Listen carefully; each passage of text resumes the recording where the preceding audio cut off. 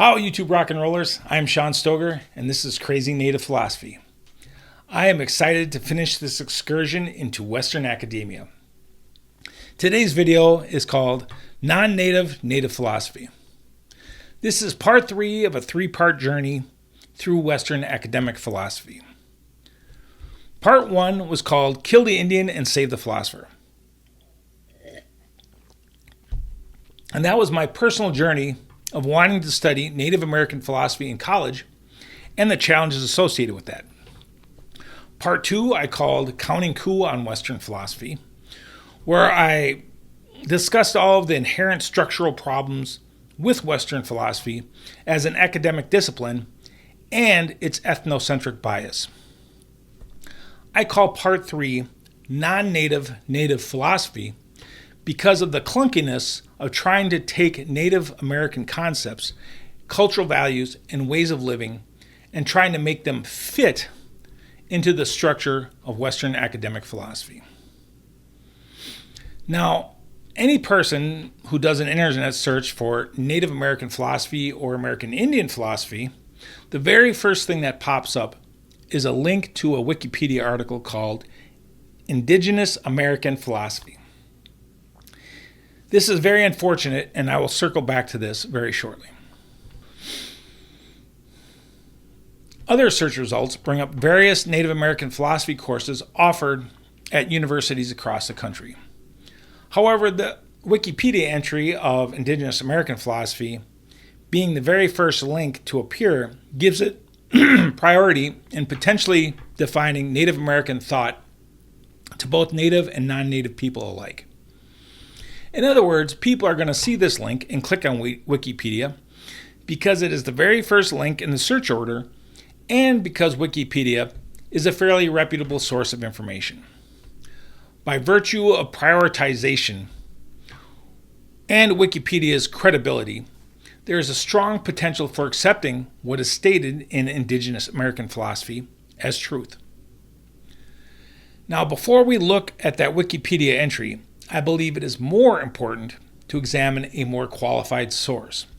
And for that, we will need to examine the American Philosophical Association's website. Now, in my previous video, Counting Coup on Western Philosophy, I clearly showed that there were many serious flaws in Western academic philosophy today. However, I made no remarks about modern philosophers personally. That is because all the philosophers I have met are exceptionally bright and dedicated people. The problem I have is with Western academic philosophy itself and the degeneration it has gone through since its conception, when it was originally called Philosophia, or the love of wisdom. So today I am pointing to the American Philosophical Association's webpage because professional philosophers are bright people that adhere to a set of trained and collegiate level standards. The APA demonstrates that it is indeed a class act administered by professionals, whereas anyone can make an entry on Wikipedia, and in a few moments we will see that anyone has. With either an internet search for American Indian philosophy or Native American philosophy, we will need to scroll down the page farther to find the American Philosophical Association's link to Studies on Native American and Indigenous Philosophy. After we click on the link, we find that the APA devotes a thoughtful and professional page to Native American philosophy. And personally, I even like the title. This page also includes a biannual or annual article submissions in an online publication format. I will definitely say that I applaud the APA's professional and thoughtful treatment of Native philosophers on the Studies of Native American and Indigenous Philosophy page. It is my opinion that this link should be the very first one to appear in any internet search when someone is looking for either Native American or American Indian philosophy. The reason I like the title of this page, as opposed to a question like, how does Native American philosophy differ from Western academic philosophy, is because the APA is willing to assume the role of researcher. So in my last video, which I called Counting Coup on Western Civilization, I explained that I do native philosophy in a native way, and that my primary purpose behind this entire channel is the next generation.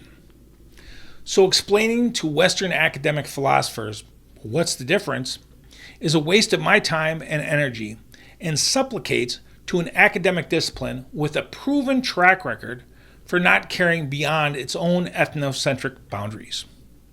Quite simply, they ask, and then I'm supposed to work to answer their question. The APA's page is entitled Studies on Native American and Indigenous Philosophy, meaning they are willing to do the work to figure it out. And this page is devoted to their findings. So to this, I say, Pila Maya, or thanks, bro. However, when I stated that attempting to fit native ideas into Western academic philosophy can't be done and shouldn't be done, it only took opening one annual publication to find evidence for me to look no further. From the 2024 publication, I noticed something mentioned on the first page about epistemic injustices of Native American boarding schools. Now, to the non-philosopher out there, epistemology is the study of knowledge. And this is philosophical jargon that academic philosophers use to talk to other academic philosophers. When I consider something like the epistemic injustices of Native American boarding schools, and I think about the unbelievably horrific atrocities that occurred within those schools, to me, considering the epistemic injustices is a bit like wondering if the wooden desks were uncomfortable, or if the chalk on the chalkboard was too messy, or if the food in the lunchroom was served on placemats with lace doilies.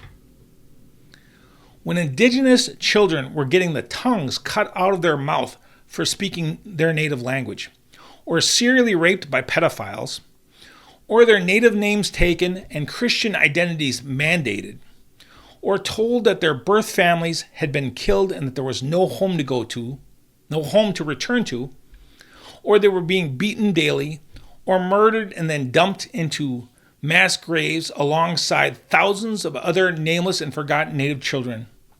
To this, the idea of considering epistemic injustices it just literally flatlines my brain. I have no words to describe this, and the closest I can come is to say this is disgusting. Even the suggestion for this article I find repugnant. However, I do believe it serves as an excellent example on how something as complex as Indigenous boarding schools cannot fit haphazardly into Western academic philosophy, and nor should it. At least we should not be trying to make it fit. Personally, I think a better article would have been called Native American Boarding Schools, Civilization's Obsessive Need to Conquer the Mind, Body, Emotion, and Spirit of a Free People. I realize I am perhaps slightly more aggressive in my approach, and that professional Native philosophers have families to feed, so they must use more reserved tactics to ensure their employment. But I beg of you Native philosophers out there, please do not supplicate to Western academic philosophy. I realize there are times that you need to be subtle and delicate, but sometimes you also got to climb in the octagon and throw down. So never be afraid of a broken nose. You are fighting for all of us in this cage fight.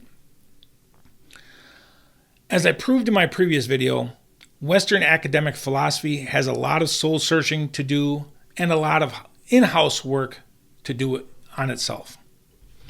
But I am pretty impressed by the American Philosophical Association's page on studies of Native American and Indigenous philosophy. So now let's check out that Wikipedia article. The fact that the internet search optimization brings up Wikipedia's Indigenous American philosophy first is concerning. As previously mentioned, by being first, it becomes the most likely to be viewed, and because of Wikipedia's brand, it is likely to be taken as truth, fact, or both. It also becomes the most likely to be repeatedly visited for information, and thus by volume, it is likely to be seen as the authority on Native American philosophy. What is also interesting to note is when we do an internet search for Indigenous American philosophy, the only place this term shows up at all is on Wikipedia. This leads a person to wonder who came up with this terminology and why. The Wikipedia definition and description of Indigenous American philosophy opens by claiming to be the philosophy of all Native people in the Americas. Obviously, this means that all people on both continents from top to bottom. To put this in another context, imagine if I came up with Eurasian philosophy, the one philosophy of all people from Spain to Japan and everywhere in between. Do you think just within Europe there might be some opposition to this? Obviously, the author of this Wikipedia article has no problem lumping all Native people into one homogeneous pile. The problem is, if the author of this Wikipedia article knew anything about just North American tribes alone, they would have known that pre-contact North America was one of the most diverse places on Earth. And this article expresses linguistic colonialism from the very first sentence. But before I dive into this any further, I want to look at that second sentence. The second sentence states that an indigenous philosopher is an indigenous American person who practices philosophy and draws upon history, culture, language, and traditions of the indigenous people of the Americas. The name itself of Indigenous American philosophy and the ethnic and racial term used here, Indigenous American person, appears nowhere else on the internet. There is one instance I found of Indigenous American person being mentioned one other time. And that was the far left political move to rebrand everything around them with softened and clinical terms. This was my very first set of hard indicators that the author of this Wikipedia article is not a Native person. Very shortly, I will point out more evidence to support this claim.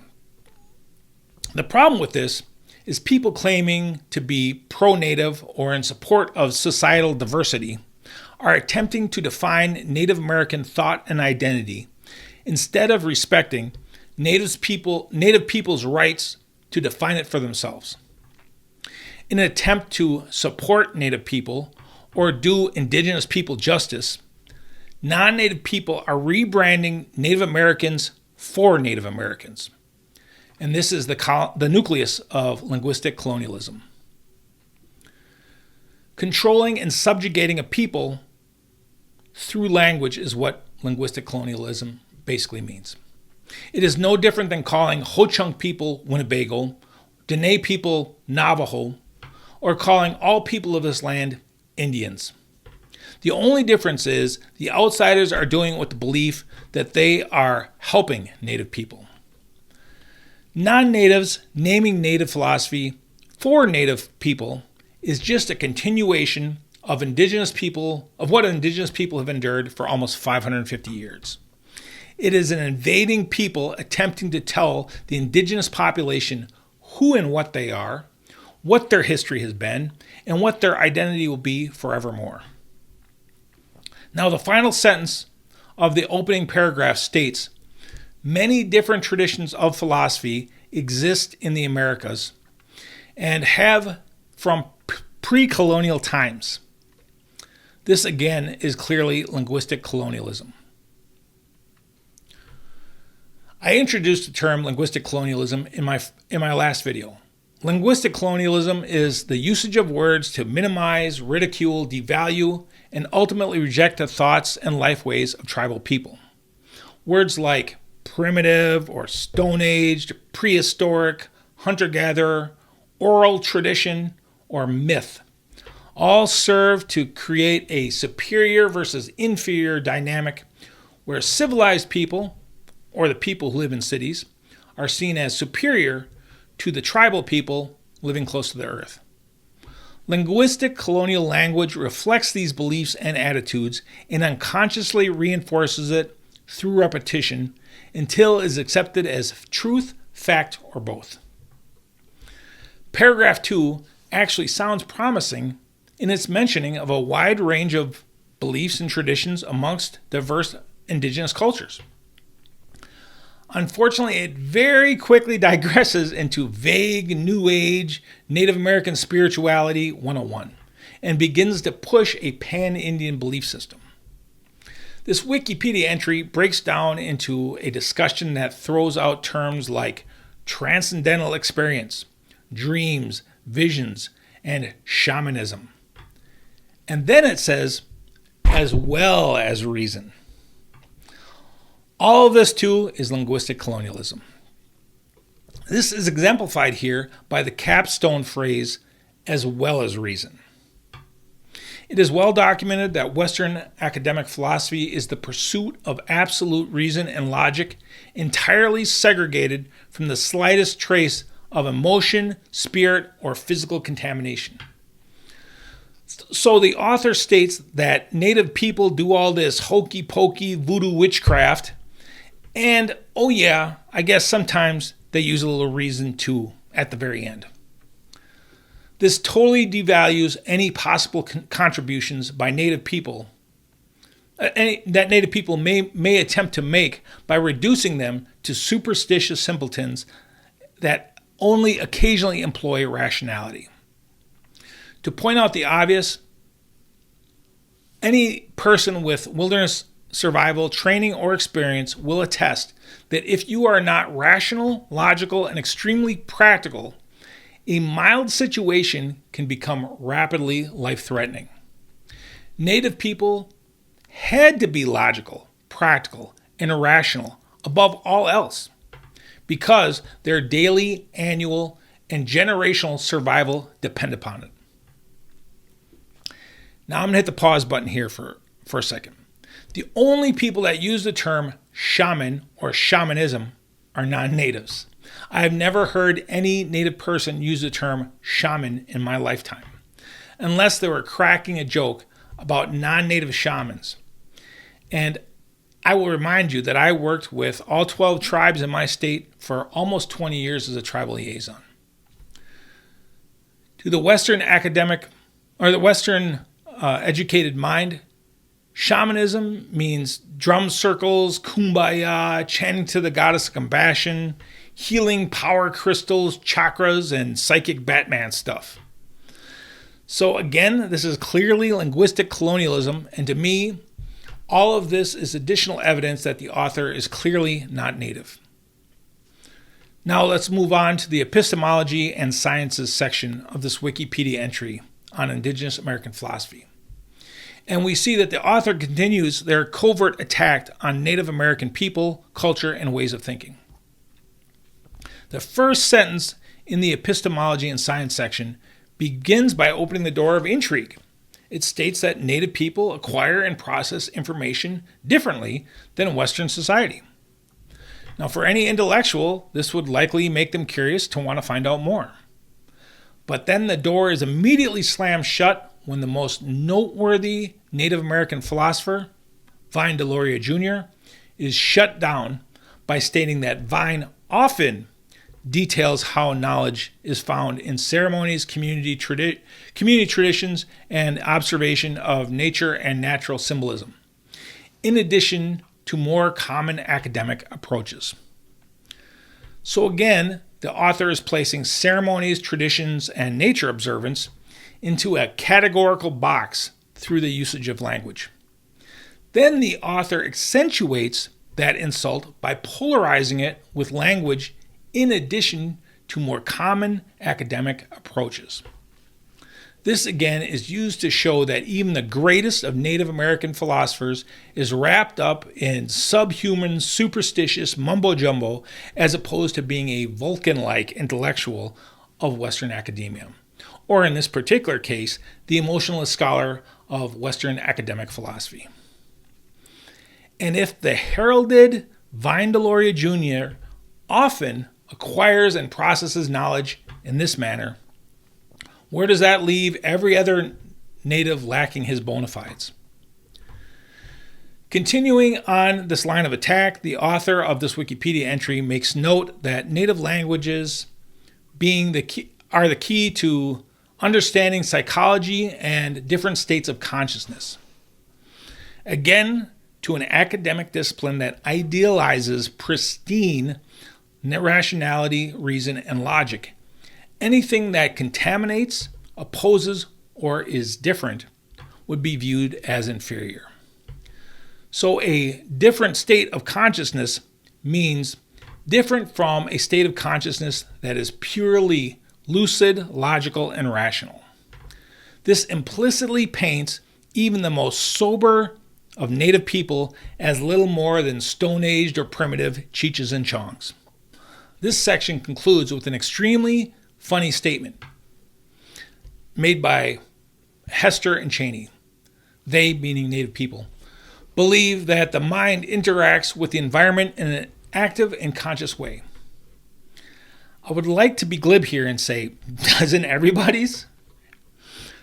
But then I look around at the destruction of our life support system, also called planet Earth, and realize that there are people's minds that clearly do not interact with the environment in a very active and conscious way. So I guess if this was Hester and Cheney's assertion, then I can't help but agree wholeheartedly. Now I have to hit that pause button again for another moment.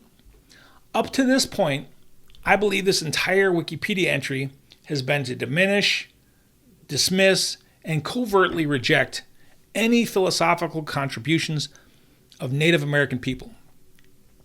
But at this point, in this Wikipedia entry, I can no longer say that because I can't tell if the train just suddenly flew off the rails or what the hell this is. But all I can say is it's freaking weird. The next section on Wikipedia's article of Indigenous American philosophy is called Ontology of Gender. Now, because this subsection exists, we can infer the author must have thought that it was important for some reason. But what that reason is just baffling.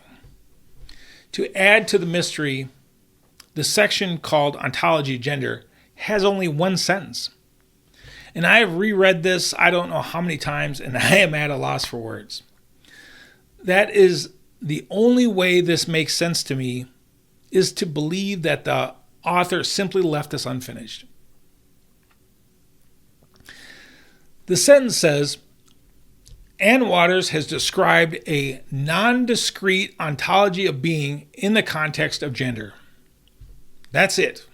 Completely done right there. So I spoke about my connection with Dr. Ann Waters back in part 1 of this series called Kill the Indian, Save the Philosopher. And I have great respect for Dr. Waters and her work. This sentence is clearly taken out of context, and I'm sure Ann could explain it in relation to whatever paper or article it comes from and her other work.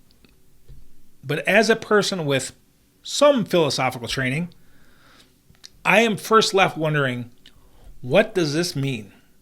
And second, how does it relate to anything in this Wikipedia article? It makes zero sense.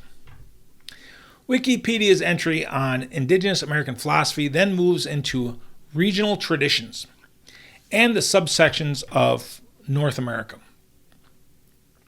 In the first two sentences, the author is so far removed from indigenous thought process and culture that the only way they can relate to tribal people is in their comparison to the civilized cultures of Mesoamerica. As is often the case, Western academics cannot relate to tribal people because tribal culture is the polar opposite of civilized culture, and because they cannot conceive of how oral traditions actually work. They just immediately discredit them. Like so many instances since colonization, Native people simply have no history until we were colonized, as is evidenced by the linguistic colonialism in these first two sentences. Obviously, this takes the hard stance of Western civilized societies being superior to indigenous tribal people, as evidenced by a literary tradition. This will be the topic of future videos, believe me. But for the moment, we'll just say I simply disagree. And there is evidence to support my disagreement. In part 2, or Counting Coup on Western Philosophy, I briefly discussed that the word civilization comes from the Latin civis, meaning city dweller, or originally a citizen of Rome. Europeans come from a civilized culture and have severed their tribal roots many generations ago. So when European colonizers or academics look at other cultures, the ones that are most akin to their own are civilizations, or people who live in cities. The people who live in tribes are further away from their personal history, and thus almost always must be viewed as inferior. The author of this Wikipedia entry then goes on to discuss the 6 directions. This is thrown into the mix as some mega mart, supersized, dollar menu, pan-Indian concept to give the perception that the author has some kind of cultural knowledge. Again, like the ontology of gender section, I find myself asking, what does this have to do with this entire Wikipedia article? I describe this as an attempt to do a cultural knowledge flex. There is a brief mention of the Hopi worldview, but unless a person does a deep dive into Native American culture and is willing to suspend their own ethnocentric bias, then the ideas submitted here are really out of context. To the hardened Western academic, the idea of ethical behavior having an effect on the natural world, to include rainfall and crop harvest, is synonymous with witchcraft. While perhaps informative and entertaining, this is not material worth consideration for the rational and logical academic philosopher who was raised on Aristotle, Nietzsche, and Kierkegaard. Finally, we come to the only accurate statement in this entire Wikipedia entry, and I quote, "As a result, contemporary Pueblo people are very reluctant to share their traditional philosophical and spiritual worldviews with outsiders. This can be attributed to several factors, among them the abuse of trust by early anthropologists and colonial intolerance for traditional Puebloan religions." Now, I truly enjoyed how the author said early anthropologist and colonial Spanish intolerance. Like no academic today would ever abuse the trust of Native people, and all of that intolerance stuff just happened to stop with the conquistadors. For brevity's sake, I'm going to cover both Central and South America at one time. I also do this because I'm not from those areas or cultures, so speaking about them is beyond my knowledge base. The first sentence in the Central America subsection makes note of documentation and therefore legitimatization of the pre-Columbian. Again, this implies 2 things. Number 1, Native people did not have a history worth mentioning until after we were colonized. And 2, as they say in workplaces across the country, if you didn't document it, it didn't happen. This is where the linguistic colonial term of prehistoric comes from. Western civilizations only count their history as beginning with the process of documentation. No documentation, no history, and hence prehistory, or before history, or prehistoric. There is considerable information on Aztec philosophy, but in reality, this is more of a cultural overview with a few megamart dollar menu metaphysical concepts thrown in for entertainment value. So of course, there is a nod to the Aztec literary tradition because this helps to define it as a civilization. The presence of square buildings away from nature, paved roads covering nature, a hierarchy societal structure, and literary tradition are all things that Western academics can relate to because this is analogous to European culture. When we look at the South American subsection, we see exactly the same thing, except with reference to the Inca Empire instead of the Aztec. So to summarize the regional traditions section, when European eyes look across the big water, they see a bunch of tribal people that are not like us in North America. But then when they look further south, they see some civilized people who are kind of like us in Central and South America. To the colonizer and the academic, the Inca and Aztec empires seem more advanced or developed and have progressed beyond the Stone Age. All linguistic colonialism, right? From their ethnocentric bias as civilized people, Central and South American civilizations are better or superior to the tribal people of North America because of the presence of square buildings, paved roads, documentation, and social hierarchy. However, from the Western academic point of view, none of these will ever equal the level of European sophistication.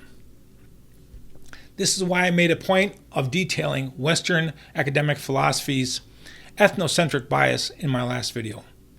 Without question, there's tremendous linguistic colonialism in this subsection, and the author has done a brilliant job of ensuring it is of little interest to the Western academic philosopher. Now we come to the last section of Wikipedia's entry on Indigenous American philosophy called Coyote Tales. I'd like to thank Brian Yazzie Burkhart for sharing this story, which I'm about to butcher. But in summary, it goes like this.